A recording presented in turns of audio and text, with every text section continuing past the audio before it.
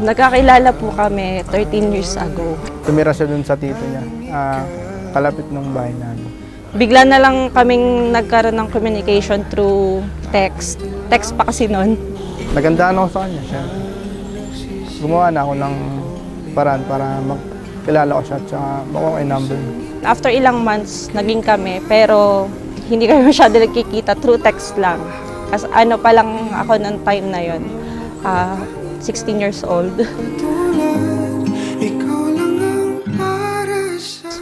Parang ang gaan ng pakiramdam pag siya yung kausap ko.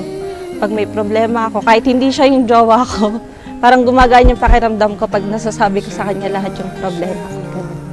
And then, ganun din siya sa akin. Kaya naman dito ka sa piling ko, oh, dito ka lang,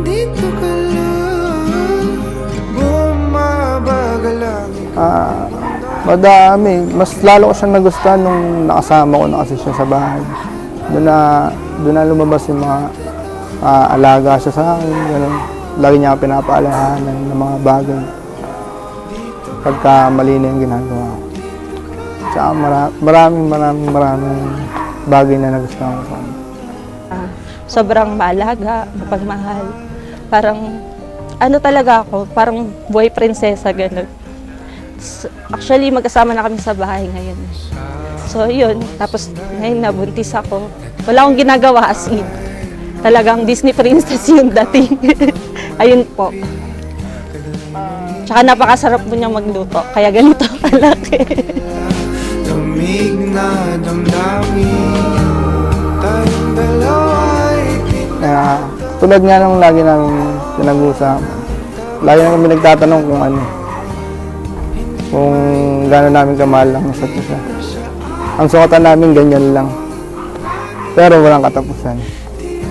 Kasi kada galaw ko, love, ganito, love, ganyan. Parang hindi ko kaya na na wala siya, gano'n. Kasi parang parang naging dependent ako sa kanya, gano'n. Adik ako dati sa computer games. Ngayon nawala siya dahil yun nga, sumobra. Siya yung nagsasabi sa akin kapag sumusobra na yung mga ginagawa ko. Sa niya naman po, napakamahiyain ng tatay ko kanina. So parang kasi sa bahay, hindi ko masyadong nag-uusap. Kahit nasa isang bahay lang kami, ganyan. Pero nung time na nakasama ko siya, nakita ko paano siya sa family niya. Parang na-adapt ko sa kanya yun. Magmahalan kayo, respeto sa bawat isa, at center of the yan. Sige, magmahalan kayo. Ayos. Nay, Tay, thank you po sa lahat. Sa pag-asikaso po nitong ng kasal. Sa lahat po ng ginawa niya, thank you. kaya naman dito ka sa piling ko, oh, dito ka lang, Promise ko sa iyo, tsaka sa magiging anak natin, magiging mas responsible ako sa inyong dalawa na magiging pamilya natin. Yun lang, araw-araw ko yung mamahalin. Tsaka thank you din sa mga bagay na lagi mong pinapaalala sa akin kapag sumusobra na.